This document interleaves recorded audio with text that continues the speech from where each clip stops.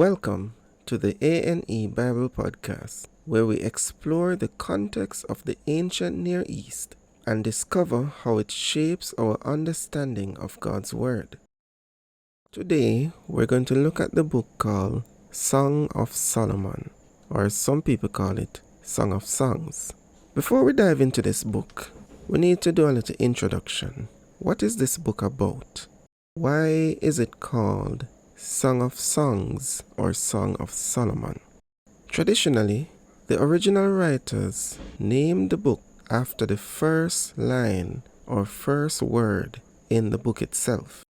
In Song of Solomon chapter 1 verse 1, it says, "The Song of Songs, which is of Solomon's."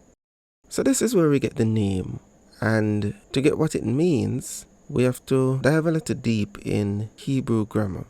So the name Song of Songs is Sir Asirim, which literally means Song of Songs. When a noun is used in its singular, followed by the same noun in plural, in Hebrew, that is how they represent what you call a superlative. So you must be familiar with this in grammar for whatever language that you speak. A superlative is syntax for how an adjective can exist. So we have three forms of an adjective when we're comparing something. We have the positive, the comparative, and the superlative. So an example of the positive is good. We can say, this is a good song. Using the comparative, that is to compare this good song with another, we can say that this song might be good, but this song is better. So obviously you'd know that the superlative talks about the pinnacle of goodness for a song. This is the best song. So in Hebrew, whenever they're expressing a superlative, they would use the noun of that word followed by the same noun in its plural form. There are other examples like this in the Bible. For example, in Revelation 19 verse 16, it says, "He hath on his vesture and on his thigh a name written." We're talking about Jesus here. It says, "King of kings and Lord of lords." So the term King of Kings is the way how they would express the highest form of a king. Jesus is not just any king. He is not just a king that is better than this king. He is the greatest of all kings, and he is Lord of lords, meaning that there is no other Lord that is greater than him. We have also in Ecclesiastes 1 verse 2, where the writer says, "Vanity of vanities, all is vanity." It shows that this is the greatest of vanities. Other examples include Holy of Holies in Exodus 26 verse 33, Heaven of Heavens in Deuteronomy 10 verse 14, Servant of Servants in Genesis 9:25. So the book Song of Songs states that you might come across other songs in the Bible, but this is the greatest of all songs. The book falls in a category called wisdom literature. It includes the book of Psalms, Proverbs, Ecclesiastes, and finally, Song of Songs. In the early 1st century, this is during the time of Jesus, the way how the book was organized was a bit different to what we're familiar with. Originally, it would begin with the book of Proverbs. And if you're familiar with the book of Proverbs, the last chapter in this book, in Proverbs, end with a description of what a virtuous woman was or is. Immediately after the book, you have the book of Ruth and then the Song of Songs. This is intentional because it shows us, it gives us a description of who is a virtuous woman, and then it proceeds to show us two examples of a virtuous woman, the book of Ruth and the Song of Songs. Because of the content of the Song of Songs, over the years, there have been attempts to suppress the true meaning of what is found in the book. There has been a debate over the years about how the Song of Songs should be interpreted. Writers in the 1st century discussed whether the book spoke about human sexuality or the relationship between God and humanity. A major question was asked, is the song an allegory or a love poetry? An allegory is a form of storytelling in which characters, events, or elements represent abstract ideas or moral qualities, conveying a deeper meaning or message beyond the literal narrative. So a perfect example is the movie Matrix, which is an allegory about reality and the nature of existence. There are allegories in the Bible, but the Song of Songs isn't one of them. It has no signal that it is to be read in any other way than as a love song. The practice of treating writings as allegory, when the original writer didn't intend to, started with the ancient Greeks, who had difficulty dealing with the way how Homer, the Greek writer Homer, described and spoke about the gods of Greece. In Homer's epic, the gods were considered to be imperfect, immoral beings who from time to time would do things that are equivalent or even worse than their human counterpart. This was difficult for certain philosophers to accept, for example Plato, because according to Plato's philosophy, a spiritual being was perfect while the physical counterpart was imperfect. Christian interpreters of the Song of Songs got their influence from the Greek writers. Even in early times, Paul himself came across various Christians who had this desire to suppress natural human affection by telling people that they should not get married. So in 1 Timothy 4, verse 1 and verse 3, it says, "The Spirit speaketh expressly, that in the latter times some shall depart from the faith, giving heed to seducing spirits and doctrines of devils, forbidding to marry, and commanding to abstain from meats, which God hath created to be received with thanksgiving of them which believe and know the truth." So these people, there were some people who were forbidding to marry. They were telling people that they should not get married because apparently it was a higher form of holiness to keep yourself away from any form of human desire. An example of the allegorical approach that was taken in the Book of Songs is taken from chapter 4 verse 5, where it says, "Thy two breasts are like two young roes that are twins, which feed among the lilies." Hippolytus, one of the early Christian writers, interpreted two breasts as the Old and New Testament. He was one of the first Christian interpreters of Songs of Solomon, living around AD 200. He also thought the book was talking about God's love for Israel.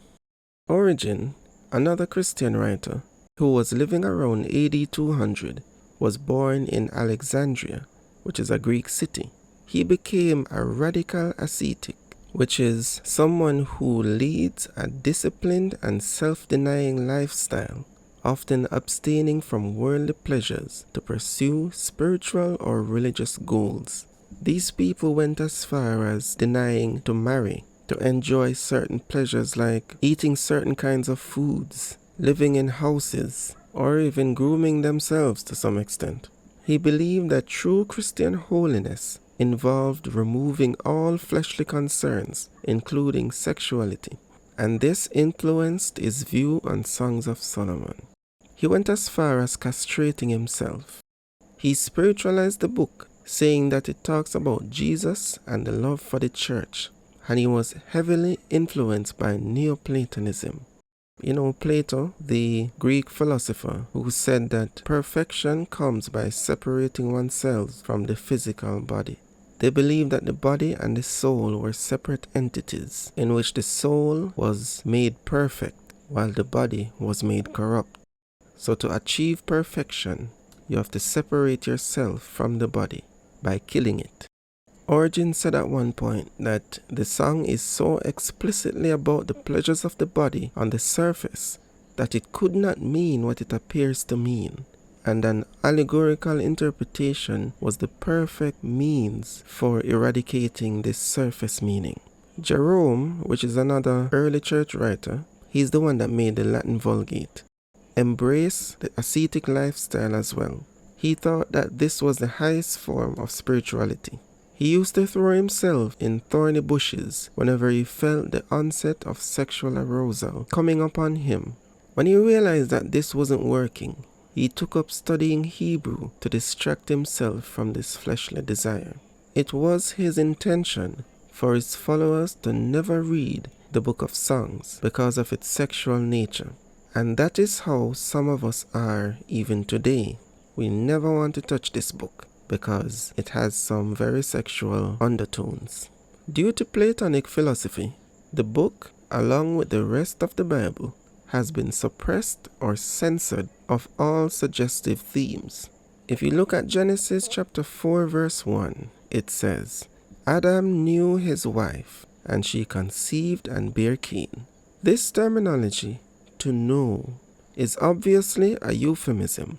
Whenever you see to know in the Bible, most of the time it's talking about sexual intercourse. But you're not going to see it written that way in the King James Version, because the King James Version was influenced by the Latin Vulgate. Most of its writers practice an ascetic lifestyle.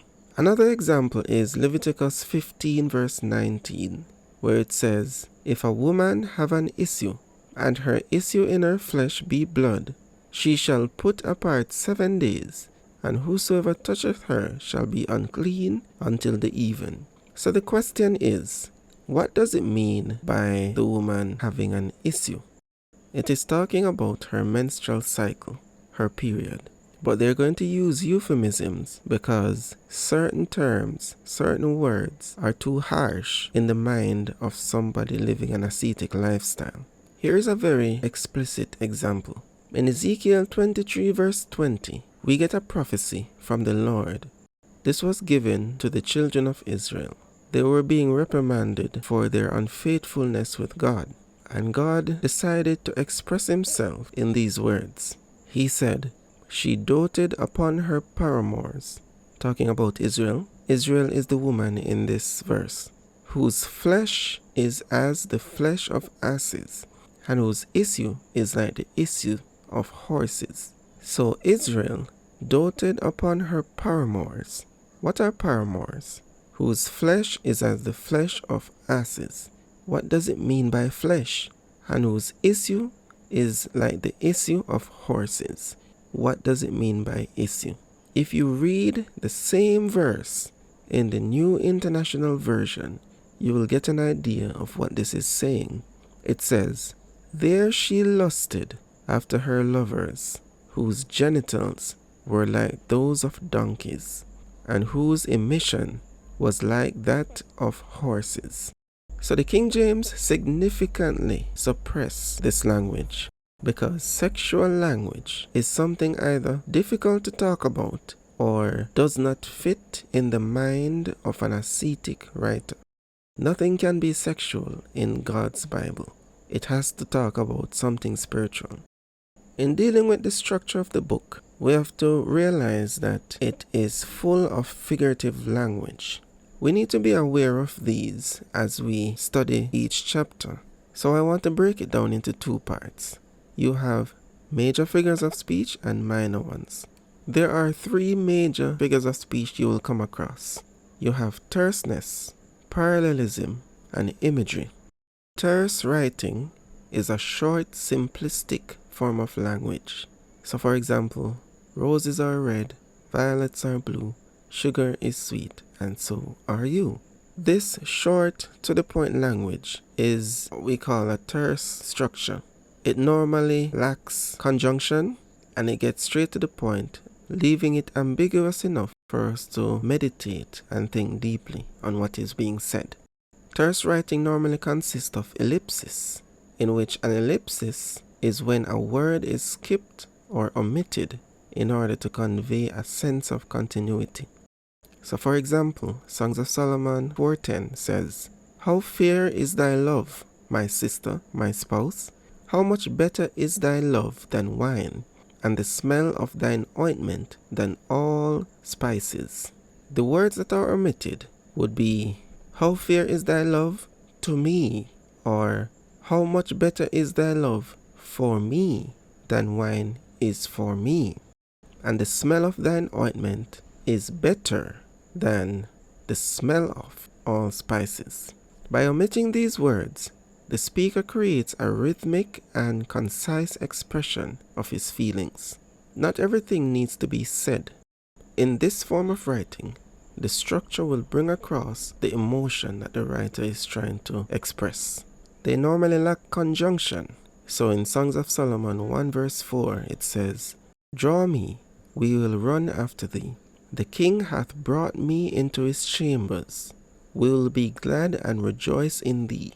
We will remember thy love more than wine. The upright love thee." There is no and, there is no but, there is no for. The writer simply unleashes a barrage of quotes, utterances, that seeks to express the inner thoughts of their heart. This form of writing is not very specific, thus it requires further interpretation. Parallelism is a form of writing where a point is emphasized by reiterating with similar language. It is basically saying something twice in two different ways. So Songs of Solomon 6:4 says, "Thou art beautiful, O my love, as Tirzah, comely as Jerusalem, terrible as an army with banners." So the beauty of the woman in this passage is likened to a beautiful city called Tirzah and a beautiful city called Jerusalem. If you go back to around the time when the kingdom was split after Solomon, you would remember that the northern kingdom, the kingdom in the north that was formed by Jeroboam, was established in a city called Tirzah. That was the capital of the northern kingdom, while the southern kingdom, the capital was Jerusalem. These were the greatest cities in Israel. In the north, Tirzah; in the south, Jerusalem. Thus the woman is likened to these beautiful cities. There was no other city at that time that was more beautiful than these two, and her beauty is expressed in a parallel fashion, as beautiful as the city of Tirzah and as beautiful as the city of Jerusalem. And then another layer is added to the description by saying that she is terrible as an army with banners. This terror of the army conveys the breathtaking effect of her beauty. For the third major figure of speech or stylistic writing, we have imagery, which is a picture made out of words. In the book of Songs, we have the largest concentration of imagery in the Bible. The most common forms of imagery includes simile and metaphor.